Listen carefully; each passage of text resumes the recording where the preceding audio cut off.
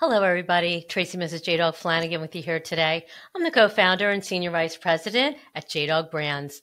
Welcome back to another exciting episode of Tactical Treasures Podcast, powered by JDog and Vet TV. Our podcast gives veterans, male spouses, active military members, and military family members a voice in the veteran space to speak about their service, how they're serving their communities post-service, and they share with me a tactical treasure that has helped them in their journey in their military career, business, or life. Today, I have the pleasure of speaking with Tim Sheehy, who is a father, husband, combat veteran, and patriot, and an entrepreneur. He completed several deployments and hundreds of missions as a Navy SEAL officer and team leader, deploying to Iraq, Afghanistan, South America, and the Pacific region. Tim was involved in dozens of engagements with enemy forces, earning him multiple combat decorations, including the Bronze Star with Valor for heroism in combat and the Purple Heart Medal. After being wounded in combat, Tim founded Brigger Aerospace in 2014 in his barn with all his savings and an all-veteran team. Tim is also an active firefighting pilot and has completed hundreds of firefighting missions across the American West. Tim is again being called to serve his nation in the U.S. Senate and is running in the 2024 U.S. Senate race. Wow, what an incredible bio, Tim. Thank you so much for joining me today. I'm excited for our conversation, and thank you so much for your service, sir. Thanks, Tracy, and thanks for having this podcast to highlight the veteran community. Yeah, I love it. It's really been awesome, and I've had the pleasure and rewarding experience of speaking to amazing people like yourself. So I would love to hear about your military career a little bit. So you served in the Navy as a Navy SEAL for 10 years. Wow, that's amazing. What initially inspired you and led you to join the Navy? Well, I always wanted to be in the military according to my mom, from the time I was walking. I was always running around in the woods with a stick, as a gun playing and all that. So I think it was somehow hard programmed in there from an early age. But, what took me to the Navy specifically is, I grew up in Minnesota, and my neighbor growing up, who was kind of my de facto grandpa, my other grandparents, from my actual grandparents either passed away before I was born, when I was very young. So I didn't really have much of a relationship with them. And my neighbor, Harry, growing up, was a Korean War Navy pilot. So, wow. He got me interested in aviation at a very young age. He took me flying when I was about 8. And I wanted to be a Navy pilot. That was it. So I already had an interest in the military, and I wanted to be a Navy pilot. He taught me how to fly, got my pilot's license in high school with him, and it was an amazing way to grow up, a great childhood. And ended up going to the Naval Academy in Annapolis. That was post 9/11. I was in high school when 9/11 happened, and of course that just clarified the call to serve so clearly for so many of us, and changed, the world, and obviously changed a lot of our lives tremendously. And I went to the academy and realized while I was there, especially that first fall of my plebe year, we were just starting to have the first combat deaths of Naval Academy graduates that had happened since Vietnam, really. And it was a big impact to the academy and the community, because it's a small, relatively tight-knit community. And I'll never forget when our commandant pulled us in to kind of an all-hands, at the auditorium. And, I told everyone, hey, listen, we've had our first string of combat deaths in Iraq and Afghanistan. And, the Navy you joined is different than the Navy I joined, and you're all going to war. And more of you are going to go to war with a rifle than in a fighter jet. You all came here wanting to be maverick, but, this is a ground war, and it's an insurgency, and you're going to be fighting that. So, that kind of reoriented my perspective, that I loved flying, and I joined to be a Navy pilot. That's what I wanted to do, but I realized pretty quickly that was kind of a selfish desire on my part. And I had to be on the ground. So that's how I ended up going into the SEAL teams, and it was a fantastic career. I met my wife at the Naval Academy. She was a Marine officer, so we both served together. Wow. Yeah. Power couple. I love it. I'm just the sidekick. So I understand. I've heard a lot about SEAL training being incredibly grueling. So congratulations on getting through. Is there a particular aspect or moment of your service that was particularly impactful or that stood out to you? I mean, there's a lot. Obviously, I'm sure. Yeah. There's a lot going on, and actually, when I was 20 years old, maybe I was 21, it was the first time someone I knew was killed in action. and I met his body at Dover when it landed from theater, and carried Wow. him off the plane, and along with a number of the rest of us that knew him well, and that really made it real for me at a young age, an early age, that just the impact of this. And I think looking back further, with a perspective of age and time and history, you realize just how few people in our country bore the burden of our nation's longest war. Almost every single other war, well, and every other war that was even close to as long as this one, we had a draft or we had a mass civilian mobilization. And the broader American populace carried that weight across all socioeconomic classes, across all races, across all geography. Everybody had somebody that fought. And Sure. everyone knew the sacrifice. And this war was the first time in American history, really, where a very, very tiny sliver of our population served again and again and again. And the same families bore the burden. It became a family business. My wife and I both served. Her brothers served. Right. Wow. There'd be fathers and sons deployed at the same time. So, that hit home for me. And obviously, after that, I had many combat deployments, and unfortunately, I had many more funerals and tragic occurrences. But I know for a fact we'd all volunteer again to do it. And the hardest part about all that, that was the beginning of my combat career, and the end of it was watching Kabul fall in 2021. And that really was just, that was the hardest experience for me in my life to see. Having been wounded, having lost friends, watching that happen, knowing that all the sacrifice you made was wasted was incredibly hard. And that's what brought me to enter politics. Who wants to be in politics this day and age, But, the reality is we need new leaders. We need a generation of leaders that is going to take the problems our nation faces seriously and actually try to fix these things and do something about it. And not get Twitter likes and not, be social media stars, but do the sacred job that you've been elected to do. And that's why we're here. Yeah. Here. Hats off to you for trying to make a difference. And Kabul was, so many veterans were just devastated by what happened there, and civilians as well. It's terrible. I think it's amazing that you're willing to serve your country again, and that you're running for the U.S. Senate. But not only that, you're also have been a CEO of a company. Could you talk to me about? I know that's a lot, but how about we start with being a CEO of your company? Why don't we start with that? Yeah, well, it's funny, I think for all of us, if we rewind the clock to when we were 15 or 16, you asked us, hey, what are you going to be when you're 30, 40, 50? I'm sure if someone asked you what you're going to be when you grew up, podcast host was probably nowhere in the I know. description. Co-founder of JDog? No, I would never have guessed that. I didn't go to school for that. Yeah, and I was no different. I intended to spend my whole life in the military, and obviously God has different plans for all of us. So, I got out. I got wounded, injured a couple of times, and wasn't able to medically continue on the SEAL team. So my wife and I decided to start a company, which we did, called Bridger Aerospace, here out of Montana. And the vision was to take some of that aerial surveillance technology that had saved lives and protected my life on the ground in Iraq and Afghanistan, and try to take that and apply it to non-military applications. It was a life-saving technology, is a life-saving technology, and I wanted to see it applied to other things. And there's a long history going back thousands of years of necessity is the mother of all invention, and wartime is the height of necessity. And unfortunately, in the most terrible times of human history, when we're murdering each other by the thousands, we also figure out how to do things a lot better, unfortunately. And unfortunately, that's the laboratory of innovation. And we bring those technologies back from war, and they do great things at home. Penicillin, obviously, came to the front in World War I. Aviation, space travel, rockets, what took us to the moon. Well, that was invented to, bomb England during World War II from Germany. So, the list goes on and on. Computers. Yeah.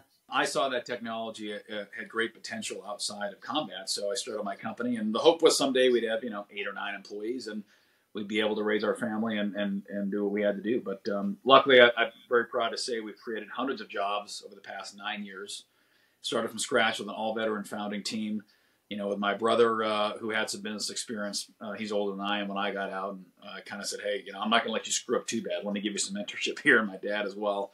And we were able to start this thing and grow it, and it's been a fantastic success story. Like all businesses, we've had our good days and our bad days, our successes and our failures, but luckily our successes have outnumbered our failures, and created several hundred jobs and a lot of veterans in there. And so being a CEO is not totally different than being a battlefield leader in many ways. Sure. And it's been a huge honor in my life to create all these jobs, and especially in missions that matter. Bridge Aerospace is now one of the largest aerial firefighting companies in the nation. So we're the planes that come in and drop water and fight wildfires from the air. And then some of the technology we use is for infrared mapping and software support to promulgate the information around those wildfires is very similar to some of the technology we had during the war. So it's been great to lead in those industries that really have an impact. We're not selling yoga pants and dating apps. We're doing really important, and I'm proud of that. Yes, and you should be proud of that. That's really amazing. And do you still fly and drop the water? Yeah, no, I'm an active firefighting pilot. I always awesome. Try to keep on the front in any way possible.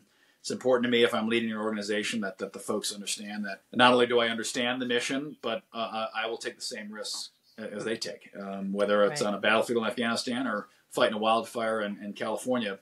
I'll be at the forefront leading the team. That's what leaders do, lead from the front. Right. Totally agree with you there. Hello, viewers and listeners. Thank you so much for tuning into this episode of Tactical Treasures Podcast. We are currently having an amazing conversation with Tim Sheehy, who is a father, husband, combat veteran, patriot, and entrepreneur. He served as a U.S. Navy SEAL officer for 10 years. He is now currently running for the U.S. Senate in the 2024 U.S. Senate race. And he has authored a book. Mudslingers details the unique history of aerial firefighting as seen through the eyes of a pilot, former Navy SEAL, and current owner of one of the most successful aerial firefighting companies in the world. Part narrative, nonfiction, part memoir, Mudslingers is a riveting account of one person's journey from the battlefields of Afghanistan and Iraq to the front lines of a different but no less important battle on the home front, the war against the escalating threat of wildfire. You can find the book for sale on Amazon, Barnes & Noble, and everywhere else books are sold, and proceeds from the book sales go to charity. And also, if you want to check out Tim Sheehy and what he's running on in his candidacy, please go to timformt.com. So check it out. Now back to the podcast. So your military service and experience helped you with business ownership. How do you see that it's going to help you now running for Senate? Well, it may not help me. I don't know. At the end of the day, in the military, we're trained to be decisive, make decisions, and be straight with everybody. Sometimes politics is the exact opposite of all those things, but I think that's exactly why we need a change. We need some new leaders. Yeah. I think that's refreshing. Definitely refreshing perspective. I like that. Yeah, and I think I was asked by a number of people to consider running in this race. It was a very tough decision, but what I told everyone from the outset is, listen, I'm happy to serve again. And how I got to it was really, really cobbled. When that fell, I started getting involved. Like most young people, I'm just turned 38. When you're younger, you're not involved in politics normally. Most young people are worried about their career and their family. Sure. And you don't get involved in politics till what I see is later in life, normally after the age of 50. Your kids are gone, your career is kind of where it is, and people realize, well, I better get involved in politics, because at that age you realize, if I don't get involved and make decisions for, how my life's going to be lived, then other people will make those decisions for me. And I was no different. Being a young person, growing business, young family, I have 4 young kids. Politics was never really on my radar. But after Kabul, and after me and my friends were on the phone spending gobs of our own money trying to get families out of there, friends out of there who were being abandoned by our government, left there for dead. And the governments that ended up helping us is we called the State Department, the DOD, and we asked for help. And we were told, get out of the way, stop bothering us. We got it under control. The governments of Canada and Australia were the ones that really helped us get people out of it, settle them, save their lives. And Coming out of the back end of that, I realized something was seriously wrong with what was going on in Washington and how we betrayed the sacrifice of millions of Americans and our allies as well. Something had to change. And that's when I started getting involved in politics, hosting events, donating, giving speeches. And through that process, was asked to consider running. But I told everyone from the beginning is, listen, what you see is what you get. I'm not gonna transform into some political creature here. And that's kind of what everyone says. No, that's exactly why I want you to do this. We think as a business leader, as a combat veteran, as a family man, you're in a position to help usher in a new generation of leadership, which we so desperately need right now. We so desperately need it. I mean, we are facing some very serious challenges as a nation that spans so many areas. Everyone's talking about China. Okay, yeah, I mean, China's a threat, no question. But I mean, let's talk about our debt, our deficit spending. The interest rate, the fact that in 20 to 30 years, the only federal expenditure of our tax dollars will be servicing our national debt. That's it. No highways, no Social Security, nothing. The fact that we have an education system that's warping the minds of our children now, where they're marching in the street in support of terrorists. How do we justify that taxpayer dollars have been indoctrinating these multiple generations of kids to think that this is okay? We have a southern border where we welcome immigrants in America. We're built on immigration. But we can't handle millions of people pouring across the border who we have no idea who they are and why they're here. It's unsustainable. Just common sense. Common sense stuff. Yeah. It's like, why are we rewarding bad behavior and punishing good behavior? Hardworking Americans pay their taxes, have jobs. They're being punished with crime in the streets, runaway drug problems, punishing interest rates, lack of real income growth. Meanwhile, we're rewarding bad behavior. We're letting criminals flash mob our stores and rob our merchandise, and we're not punishing it at all. We're saying it's okay. We're rewarding illegal immigrants coming here illegally with stipends, with clothes, with food, with shelter. Meanwhile, working Americans are having trouble making ends meet. Yet we're giving billions a year to non-Americans. These are just common sense things that they're not cruel, they're not hateful. It's just we can't keep doing this as a country. And it doesn't seem like we have a whole lot of people in Washington, D.C. who actually want to talk about how we're going to fix these things. Yeah. I hope you win. So I understand also, too, that you have a book titled Mudslingers. Could you tell us what the book is about and what made you realize that authoring a book was the next thing to do? Well, it's funny. The iPad's sitting on a stack of my books, so I just happen to have one here. Yes. And it's called Mudslingers. And obviously this, again, there was never any projection of getting into politics. And of course, now I'm in politics, which is mudslinging, of course. But no, what it is, I started my company with no vision ever to be involved in aerial firefighting. That's something a lot of people that don't live west of the Mississippi even have any clue what it is. You say that, some people are like, oh, what do you mean? Is that like drones that fly over people's houses? I'm like, no, it's, wildfires. We have to fight them from the air because they're so big and they're so remote. Right. The only way to suppress them directly is from aircraft. So, I got into wildland firefighting really by accident. I started Bridger to provide that aerial surveillance capability I just spoke about. And we got into fire just literally by accident. And that's a long story. I won't bother going down the rabbit hole there. But and started to learn about the industry. We had one plane, organic growth. We bought a second, a third, and a fourth, and a fifth, and a sixth. And we kept growing over the years. And I just fell in love with the mission. It's such a neat industry. It's a great, it's in my opinion, other than probably being an astronaut, it's the best aviation aerospace mission in the world. I mean, you're flying in a treetop level, you're waterbombing these fires. And the history of how the industry evolved is fascinating. And that story's just never really been told. And as a newcomer to the industry, it's an industry characterized by a lot of multi-generational family-owned companies. So there's not a whole lot of newcomers that have shown up in recent memory and kind of gotten into it. And, as a newcomer, I had to learn everything from scratch, literally just the hard way. And as I learned about it, the more I realized just how fascinating the history of aerial firefighting is. And, as I tried to learn more, I realized there just wasn't a kind of a condensed history of it anywhere. And I just naturally, I'm at the Naval Academy as a history major. I've always been a history nerd my whole life. I'm a bookworm. I love reading. And I didn't intend really to write a book. I just kind of started to, as I was learning, talking to some of the old timers at the tanker bases, going to some of the aviation museums, I just started to just kind of write the chronology of the industry because I was just interested in it. And as I started to put it together, it kind of started to take shape that, And I started to talk to other people, like, hey, what are you writing over there? And I started to ask them, and I'd go around and ask other people, hey, could you tell me about your experience in the 70s doing this and the Canadian tanker program, and et cetera, et cetera. And realized kind of before I knew it, it kind of had the makings of a book. And yeah, so it was kind of a book by accident. And my personal story, unfortunately, the publishers really wanted my story woven into it. And I wanted a pure history book, but they said, no, no one's going to read that. You have a great life story. We should weave it in there so that they understand why they should care about this. And I said, all right, well, if that's what it takes to get this thing out there. But 100% of the proceeds of Mudslingers go to the families of aerial firefighters who've been injured or killed in the line of duty. So I don't make any money off this. It all goes to the community. And it's a great community. It's a very tight-knit community of aerial firefighting.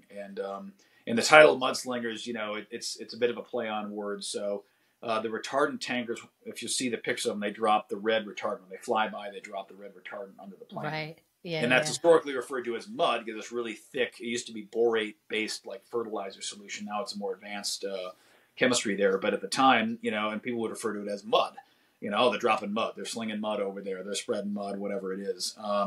So, kind of the story is about the pilots, the air crews, and the maintainers that have created these airplanes that drop mud. So Mudslingers is where the title eventually evolved to. And yeah, but please pick up a copy. Again, understand all the proceeds go to That's the great.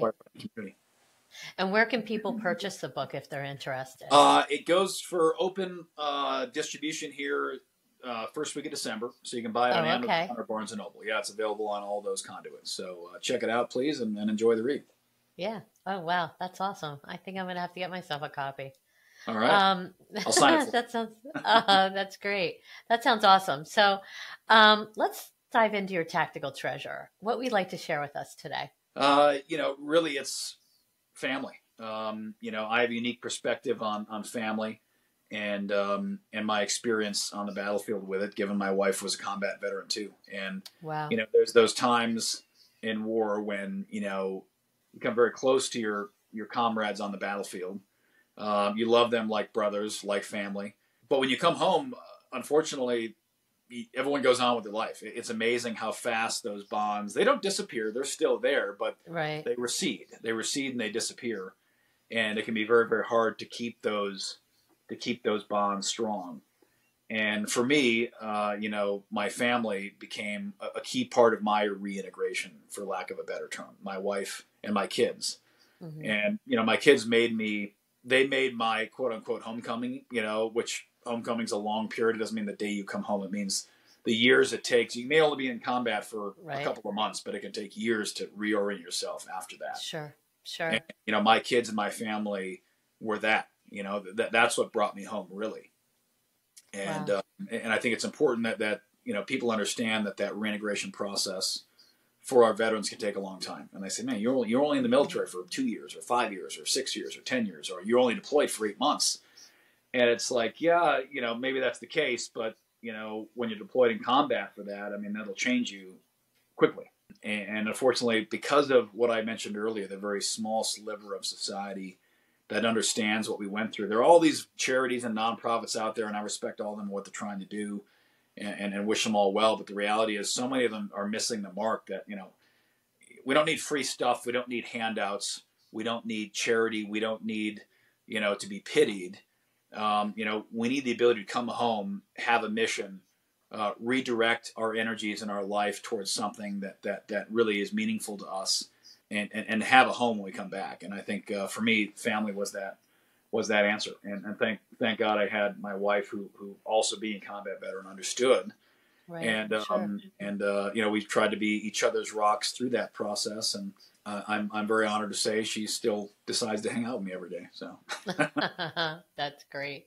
That's a really special treasure. And it is a unique bond that you and your wife do have, that you hold each other up and you can share stories and transition together and help one another. I've talked to some veterans that say that they feel like they're still transitioning years after they get back.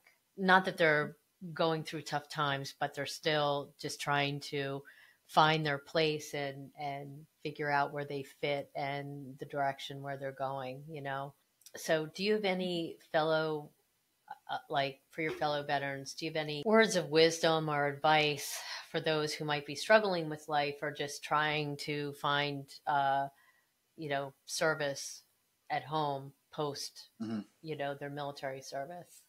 First thing is talk to people about it. It's easy to retreat inward and think nobody understands you, but Right. you don't try, nobody will. And as they say, you miss 100% of the shots you don't take. So take the time to speak to other veterans. It's amazing what just talking about something will do. Just acknowledging that a problem or a challenge exists and talking about it. It's pretty amazing how quickly that can help you start to reorient your perspective on things. So that's number one. Number two is find that mission. You're probably never going to replace the brotherhood and the unity and the clarity of purpose that you had in uniform. And expectation management. Don't try, because you probably never will. Except that was a very, very unique, special moment in time. And there's a reason why you'll see World War II vets, unfortunately, fewer and fewer by the day. You'll see guys at the VFW where, they may have only been in the military for 2 or 3 or 4 years and they're in their 90s. They still wear all the garb and the pins and the caps because that was the defining moment of their life. Right. And that's right. not a bad thing. That's a good thing. And, you should be grateful that you had the opportunity to be a part of something like that. Nothing great lasts forever, unfortunately. And trying to relive that will likely just lead you down a path of frustration, disappointment, and dissatisfaction for the rest of your life. So instead of trying to recreate that, accept that you had that very special time. Cherish it, remember it, but don't let that define you. Don't live the rest of your life for what you used to be. Don't want to be acknowledged for who you were. Embrace fully what you are now and drive on and be as great at it as you possibly can. And try to find that purpose with the full acknowledgement and expectation that it may not be close to what you ever had before.